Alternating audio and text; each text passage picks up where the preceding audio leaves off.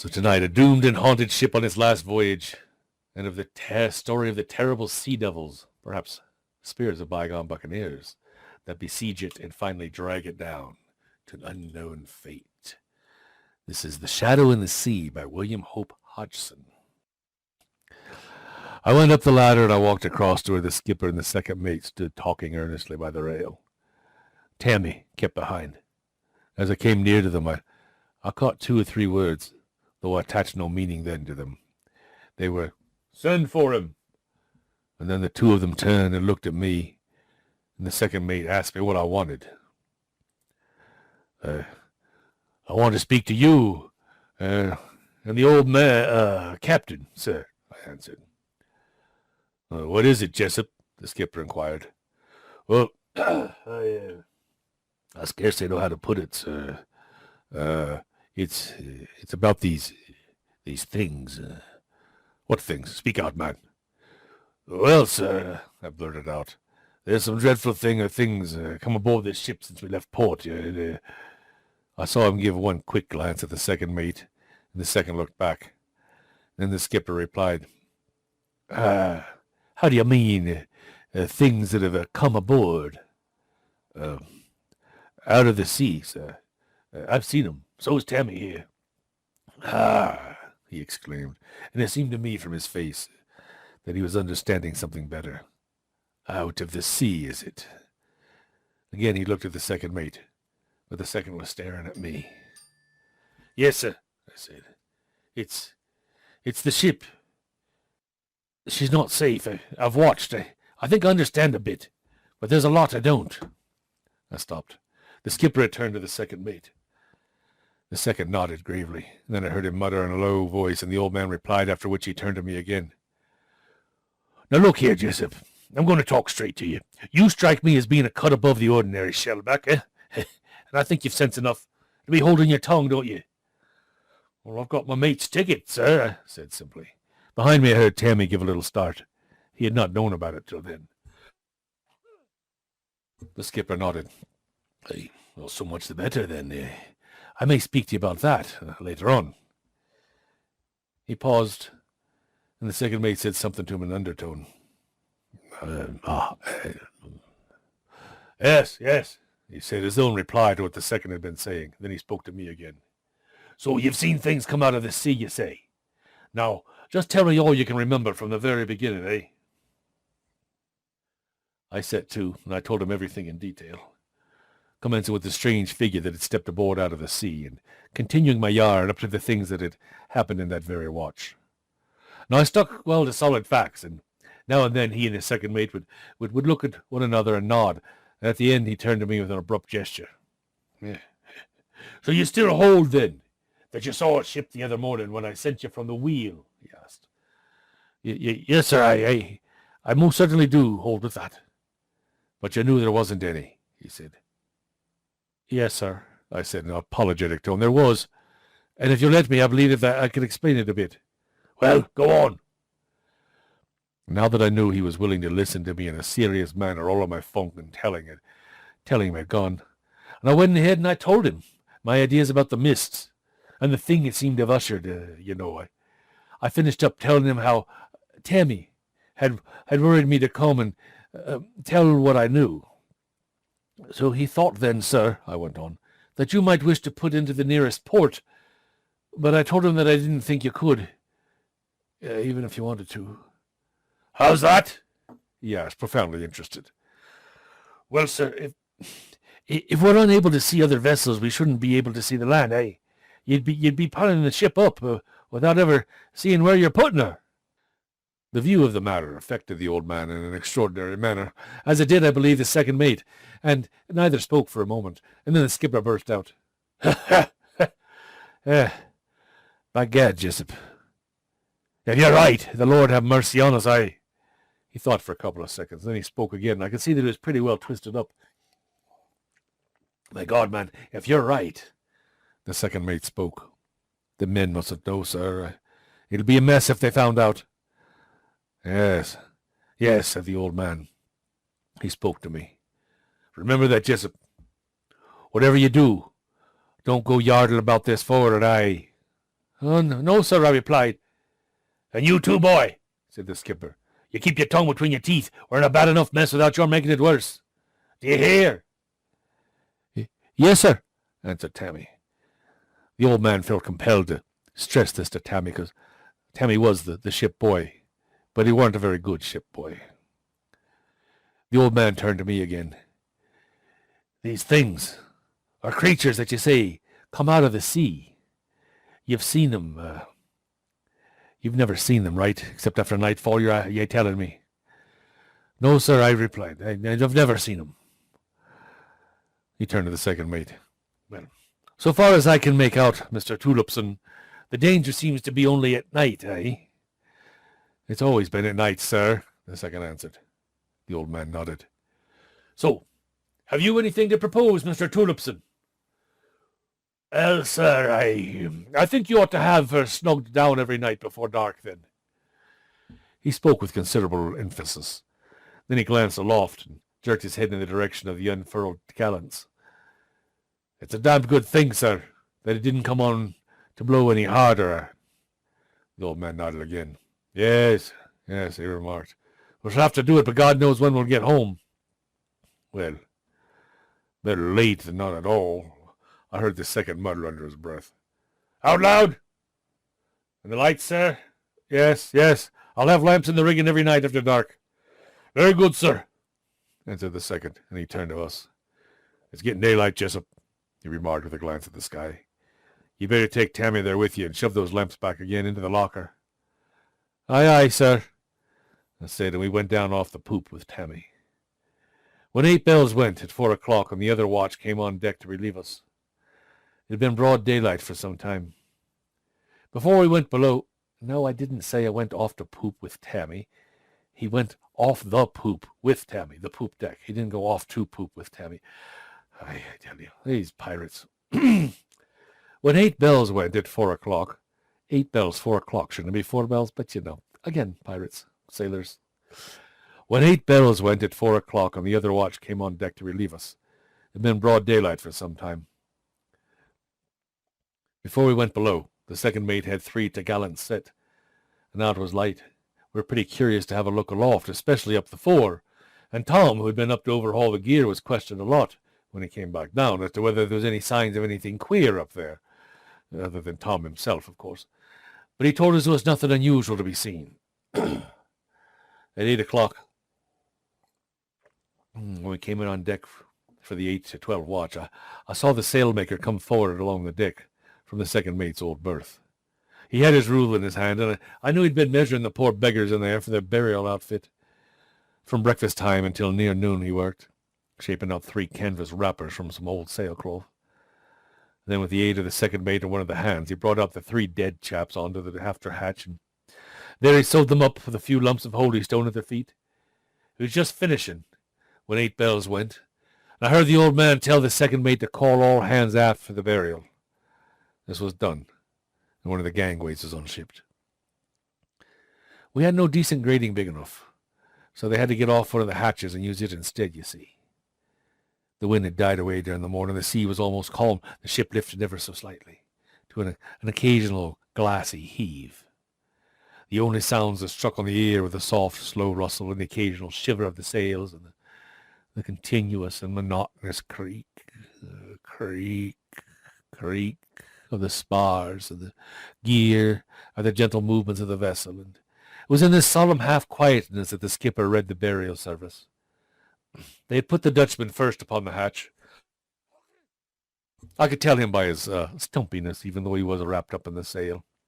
When at last the old man gave the signal, the second mate tilted his end and he slid off, down into the dark. Oh, poor old Dutchy, I heard one of the men say. I fancy we all felt a bit like that. Then they lifted Jacobs onto the hatch, and when he had gone, when Jock was lifted, a sort of sudden shiver ran through the crowd. Jock had been a favourite in a quiet way, and I know I felt all at once just a bit queer.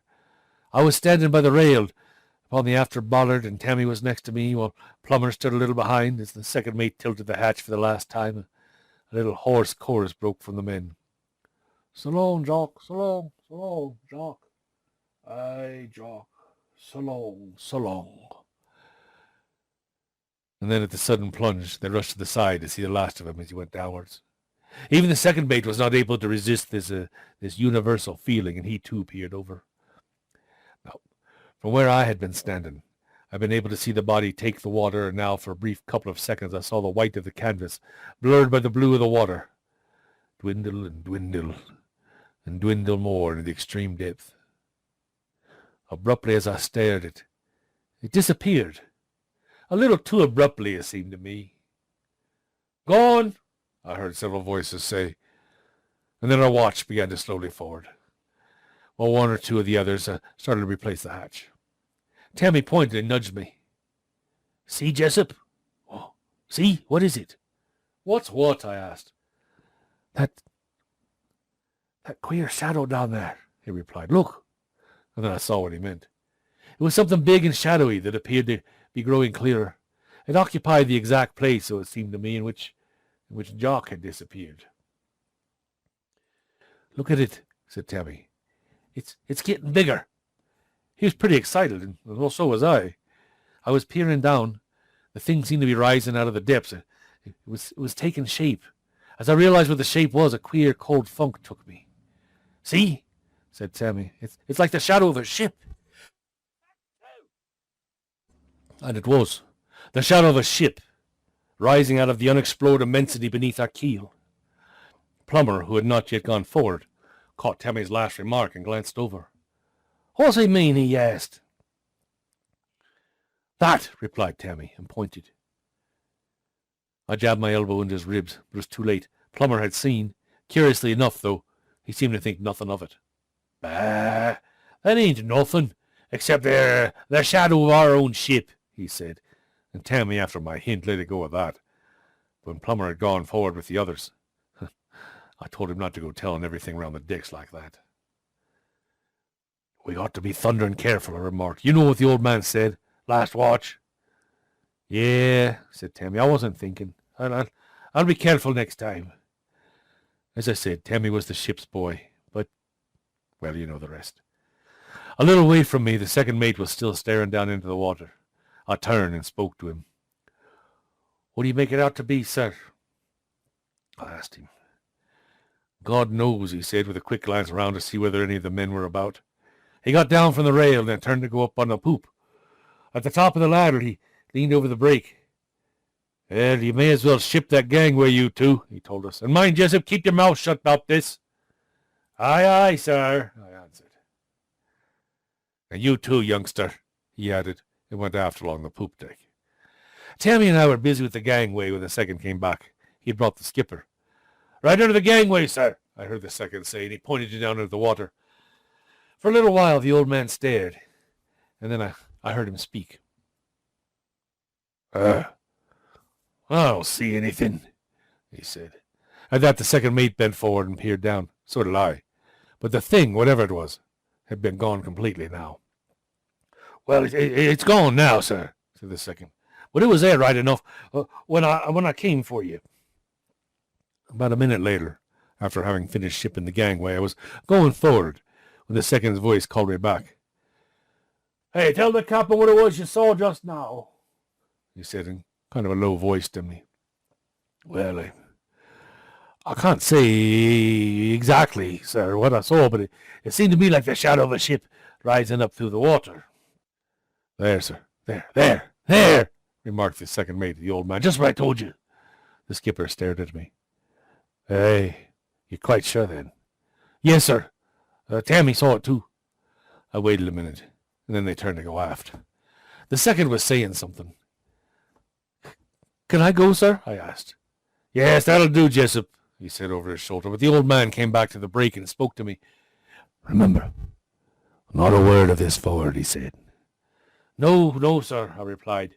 He went back to the second mate, while I walked forward to the forecastle to get something to eat. "You're waxing the kettle, Jessup," said Tom, as I stepped over the washboard, "and I got your lime juice in the pannikin." "Oh, thanks, Tom," I said, and sat down. As I stowed away my grub, I took no notice of the chatter of the others. I was too stuffed with my own thoughts, you see. The shadows of a vessel, rising, rising up out of the profound depths had impressed me tremendously. It had not been my imagination. 3 of us had seen it, or really 4, for Plummer distinctly saw it, though he failed to recognize it as anything extraordinary, or at least admit it to anybody about him. As you can understand, I thought a lot about this shadow of a vessel, but I am sure for a time my ideas must have gone in an everlasting blind circle. And then I got another thought. For I got thinking of the figures I had seen aloft in the early morning, and I began to imagine fresh things. You see, that first thing that had come up over the side had come up out of the sea. And it had gone back, too.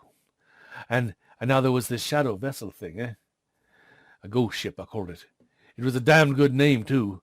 And the dark, noiseless men. I thought a lot on these lines. Unconsciously, I put a question to myself aloud. Were they crew?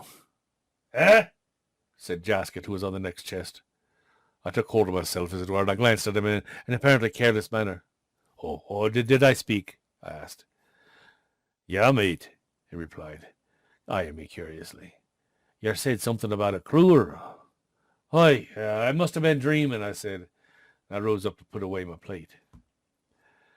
At 4 o'clock, when again we went on deck, the second mate told me to go with a paunch mat that I was making. Well, Tammy he sent back to get his sinnet. I had the mat slug on the foreside of the main mast, between it and the after end of the house, and in a few minutes Tammy brought his sinnet and yarns to the mast and made fast to one of the pins. So what do you think it was, Jessup? He asked abruptly after a short silence. I looked at him. What do you think? I asked. Well, I don't know what to think, but I've got a feeling it's something to do with all the rest. He indicated aloft with his head. I've been thinking, too, he remarked. Ah, that is? Well, yes, I answered, and I told him how the idea had come to me at dinner, that the strange men's shadows which came aboard might come from the indistinct vessel we had seen down in the sea. Oh, good Lord, he exclaimed as he got my meaning. And then for a little while he stood and thought. That's where they live, you mean? He said at last, and paused again. Well, I replied, it can't be the sort of existence we should call life, eh? Under the sea in a ghost vessel, as it were. No. He said, and then he was silent again. Presently he put out an idea that had come to him. You think then you think then the vessel has been with us for some time, if we'd only known? All along, I'd say, I replied. I mean, ever since these things started. Well, supposing there are others, he said suddenly. I looked at him. If there are, you can pray to God they won't stumble across us. It strikes me that they're either ghosts or they're not ghosts. They're blood-gutted pirates. It seems horrible, he said solemnly, to be talking seriously like this about such things. Well, I've tried to stop thinking that way, I told him. I felt I should go cracked if I didn't. There's damned queer things happen at sea, I know, but this isn't one of them. It seems so strange and unreal one moment, doesn't it? He said. And the next you know it's really true, and you can't understand why you didn't always know. And yet, they'd never believe if you told them ashore about it. Ah, they'd believe right enough if they'd been in this packet in the middle of the watch this morning, I said. Besides, I went on, they don't understand. We didn't. I shall always feel different now when I read that some packet hasn't been heard of. I won't be just exclaiming out loud, oh, poop, about this or that, but I'll believe. Tammy stared at me. I've heard some of the old shellbacks talking about things, but I never took them really seriously. Well, I guess I'll have to take this seriously. I tell you what, Tammy, I wish to God we were home now. Oh, my God, so do I, he said. For a good while after that, we both worked on in silence, but presently he went off on another track. Hey, do you think we're really shorting her down every night before it gets dark? He asked. Well, certainly, I replied. They'll never get the men to go aloft at night after what's happened. But supposing they ordered us aloft. Would you go? I interrupted. No, I wouldn't, he said. I'd jolly well be putting irons first. Well, that settles it then, I replied. You wouldn't go, nor would anyone else. At this moment the second mate came along. Shove that mat and send it away, you two. Then get your brooms clear. Aye, aye, sir, he said. We said, and he went forward. Jump on up the house, Tammy. And get the other end of this rope, will you? I said. Right, right, he said, and he did as I asked him. When he came back, I got him to give me a hand to roll up the mat, which was a very large one. I'll finish stopping, I said. You go and put your sinnet away. Wait a minute, he replied. He gathered up a double handful of shakings from the deck under where I'd been working. He ran to the side. Here, I said. Don't go dumping those. They'll only float, and the second mate of the skipper will be sure to spot 'em. Come here, Jessup, he interrupted in a low voice, taking no notice of what I'd been saying. I got up off the hatch where I was kneeling and was staring. He was staring over the side. What's up, Tammy? For God's sake, hurry up, he said. I ran and jumped onto the spar alongside of him. Look, look, he said. He pointed with a handful of shakens right down, directly beneath us. Some of the shakens dropped from his hand and blurred the water momentarily so I could not see. Then as the ripples cleared away, I saw what Tammy meant. Two of them, he said, in a voice that was scarcely above a whisper. And there's another out there. He pointed again with a handful of shakens. And there's another a little further aft, I muttered. Where? He asked. And then I said, there. That's four of them, he said. I said nothing, but I continued to stare. They appeared to me to be a great way down in the sea, quite motionless beneath the water. Yet though their outlines were somewhat blurred and distinct, there was no mistaking that they were very exact, though shadowy representations of vessels. For some minutes we watched them without speaking. At last Tammy spoke. Oh, they're real right enough. They're real. I don't know, I answered. I mean, we weren't mistaken this morning. No, I replied. I never thought we were. Away forward, I heard the second mate returning aft. He came nearer and saw us. On up now, you two. This isn't clearing up. I put out my hand to warn him not to shout and draw the attention of the rest of the men. He took several steps towards me. What is it? He said with a certain irritability in a lower voice. You'd better take a look over the side, sir, I said. My tone must have given him an inkling that we had discovered something afresh. For at my words he made one spring, and he stood on the spar alongside of me. Look, sir, said Tammy. There's four of them now. The second mate glanced down, saw something, and bent sharply forward. My God, I heard him mutter under his breath. And that's the last thing I ever heard. That's the last thing anyone ever heard from any of us aboard that ship.